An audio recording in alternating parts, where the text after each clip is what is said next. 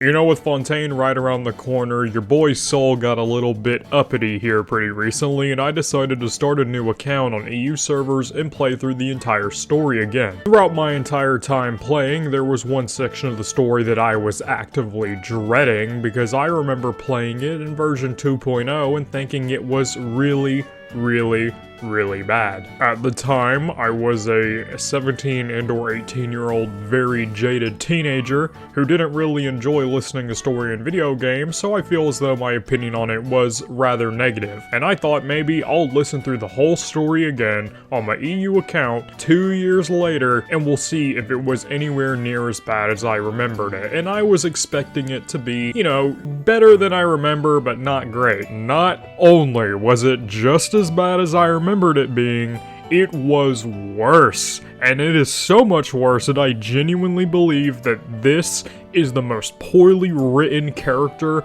in all of Genshin Impact. And who does that honor go to? A fucking Archon, ladies and gentlemen, introducing Raiden Shogun. And just like that, I lost half of the people listening to this video because I dared to slander one of the most popular characters in Genshin. However, can I please ask you one question to all of the Raiden Impact simp enjoyers out there?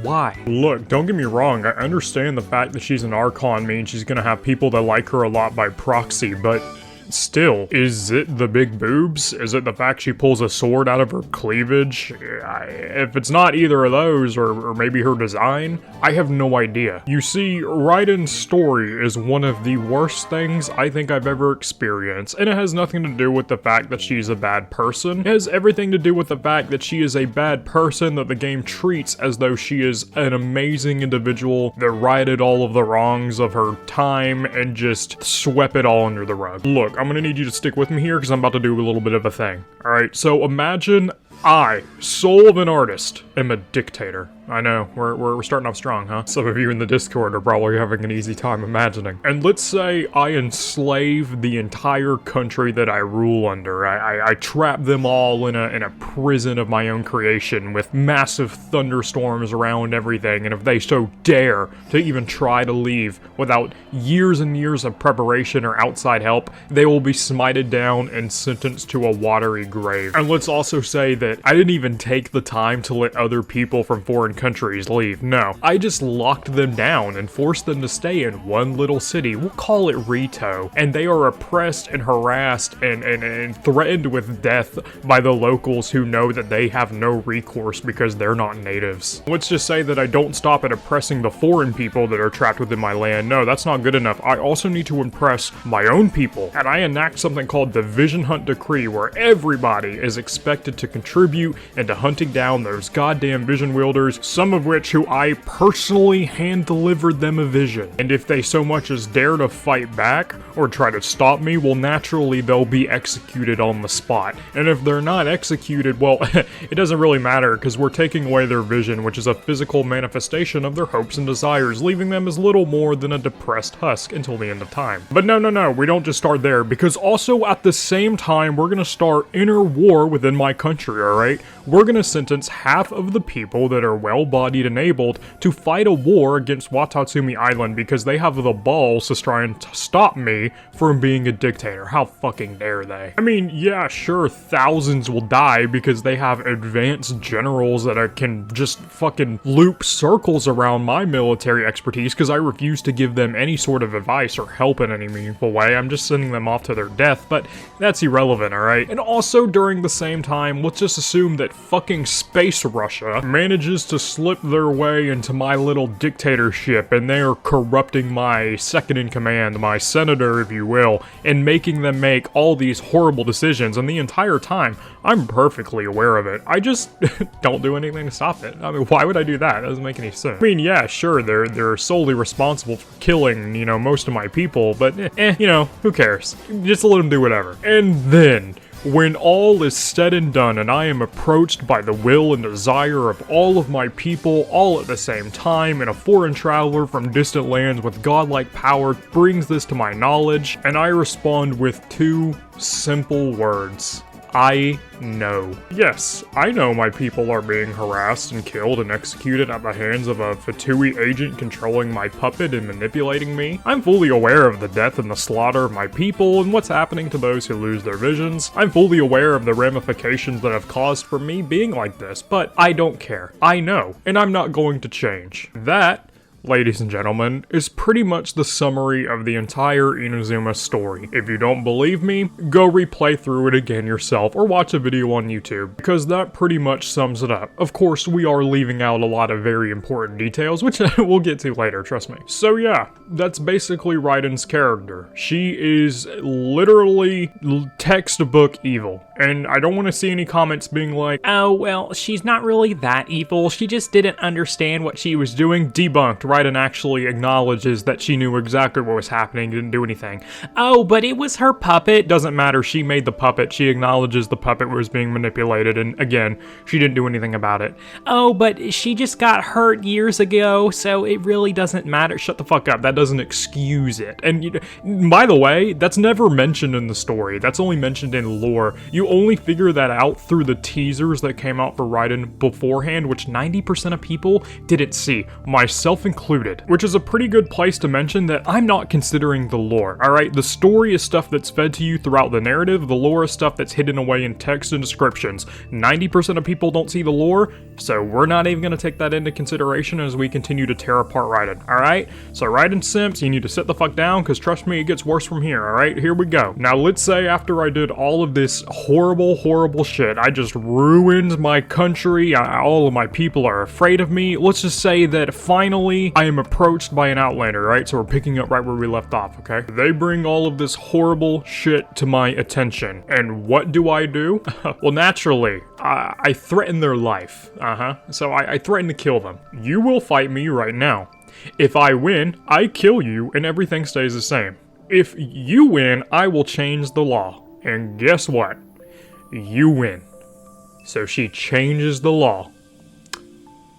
Off screen. That's right, baby. You don't even get to see it. Oh, but surely after all of that, it is at least mentioned by the people. You know, there's living characters in this world who you see get affected by the Vision Hunt decree, and they're just in ruins and tatters and just completely unable to do anything. Nope, nobody acknowledges it. Matter of fact, Raiden actually, it's kind of funny actually, they're in 10 minutes of story dialogue in the game, she goes from literally trying to fucking kill you for trying to put a stop to her terroristic reign, to you going on a date with her right after and approaching some of the people who you directly harassed and almost killed. That's not a joke, by the way. After I completed the story quest for Raiden Shogun, I immediately unlocked the ability to use one of my purple keys on the Raiden Shogun character quest, and that is exactly what I did. So in a matter of 10 minutes of dialogue, she goes from trying to murder me outside of Tenshukaku because I tried to put a stop to her, to me taking her on a date throughout the town while she is walking by the people that she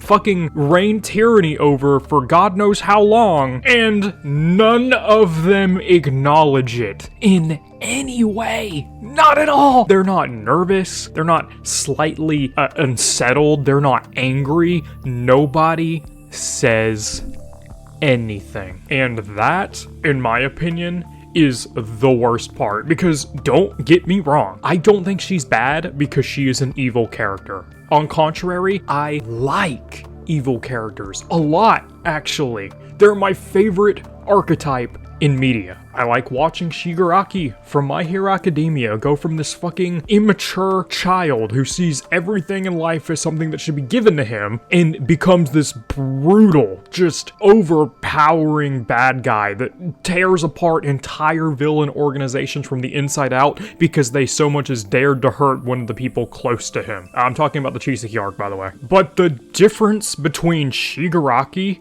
and Raiden Shogun is that they do not acknowledge any of the bad things that Raiden did. And if they did acknowledge it, it happened off screen, because it certainly doesn't happen in the lore, and it's never stated in the story. Everybody treats her like a child that just got a little bit too sad one day and decided to throw a temper tantrum on her entire nation. But that alone is not the worst part. No, the worst part is that the Raiden fans are relentless. They believe that she did nothing wrong. And to those people, you would think Kim Jong-un did nothing wrong if he had big titties. And that's not even a joke. Like, goddamn, I can already hear the excuses coming. Oh, well, she was just sad. Okay, like, that fucking justifies murdering an entire nation of people? Oh, well, I mean, it was the puppet doing. Yeah, that doesn't work because she was the one that made the puppet, she knew what she was doing, and on top of all of it, she knew what it was doing and refused to do anything to stop it. So, checkmate.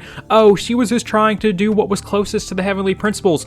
Okay, question. What the fuck are the heavenly principles? Can you tell me that? Because I can't tell you that. The only thing I can think of that might be close to the heavenly principles are the 7 ideals of each nation, being freedom, contracts, eternity, knowledge, justice, war, and love. But that might not even be it, because guess what? The biggest part of her story, and the biggest reason for everything she did, is never addressed in the story. I'm getting a little bit too worked up over here. And you know, I also hear a lot of people say that, oh, well, her second character quest, it kind of fixes her. No, it does not. She destroys the puppet, yes, but you know what she does when she destroys the puppet? Oh, naturally, she repeats the exact same fucking mistake the same time, showing 0 character growth. Oh, but she was trying to kill the puppet to protect her people. No, she didn't. The puppet disrespected her, and she felt injured by that in her fragile ego, so she decided she was gonna kill the puppet.